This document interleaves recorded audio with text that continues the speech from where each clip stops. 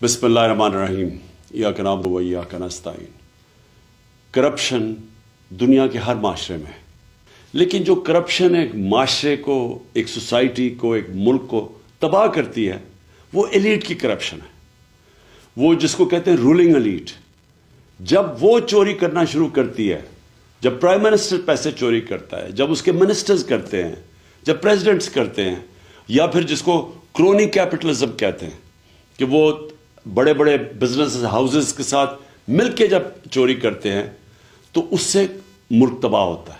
Secretary general of the United nations انہوں نے ایک پینل بنائی جس کو کہتے ہیں فیکٹ آئی پینل، اور اس نے یہ گیج کیا کہ غریب اور امیر ملکوں میں کیوں فاصلے بڑھتے جا رہے ہیں۔ تو وہ بڑے ایسے رزلٹس آئے جو کہ ساری قوم کو سمجھنا چاہیے۔ میں اپنی قوم کی بات کر رہا ہوں کہ اس کا رزلٹ نمبر 1 رزلٹ یہ تھا کہ ہر سال غریب ملکوں سے $1.7 ٹریلین 1700 ارب ڈالر غریب ملکوں سے چوری ہو کے امیر ملکوں میں جاتے ہیں، یا آف شور اکاؤنٹس پہ جاتے ہیں، یا لنڈن جیسے کیپٹل میں بڑے بڑے محلات خریدنے کے لیے، ایون فیلڈ اپارٹمنٹس والے مہنگے ترین ایریا میں، یہ غریب ملکوں کا پیسہ جاتا ہے امیر ملکوں میں اور آف شور اکاؤنٹس پہ، اور اصل میں یہ تباہ کرتی ہے ایک ملک کو۔ اور وہ اس لیے ہوتی ہے کہ ان غریب ملکوں میں رول آف لا نہیں ہوتا۔ غریب اور امیر ملکوں کے اندر فرق یہ ہے کہ امیر ملکوں میں رول آف لا ہے، غریب ملکوں میں نہیں ہے۔ رول آف لا کا مطلب یہ ہوتا ہے کہ قانون کے نیچے سب ایک برابر۔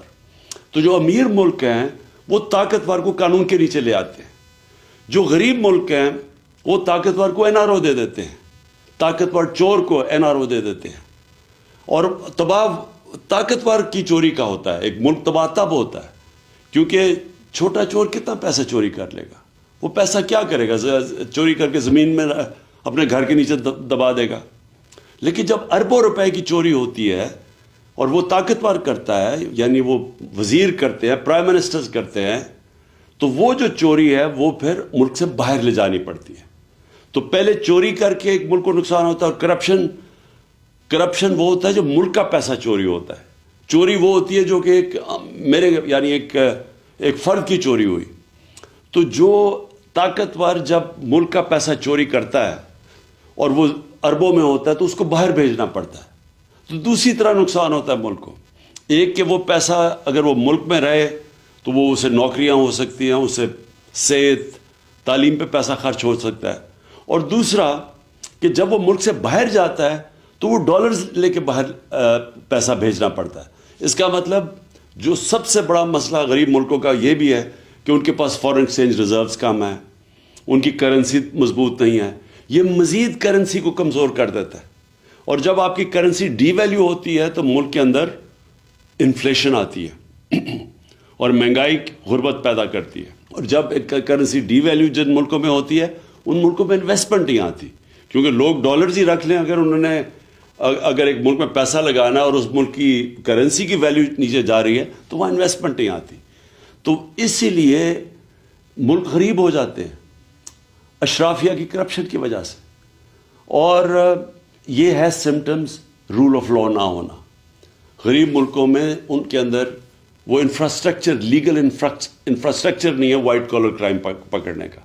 اور آپ پاکستان میں یہ دیکھ لیں کہ اس ملک کی جو رولنگ ایلیٹ جو 30 سال سے اس ملک کے اوپر حکومت کر رہی تھی، ہماری بدقسمتی دیکھیں کہ انہوں نے آتے ساتھ ہی اسمبلی کے اندر نیب کے قوانین کی امینڈمنٹس کی ہے، اور اس امینڈمنٹ سے پہلے ہی مشکل تھا وائٹ کالر کرائم پکڑنا۔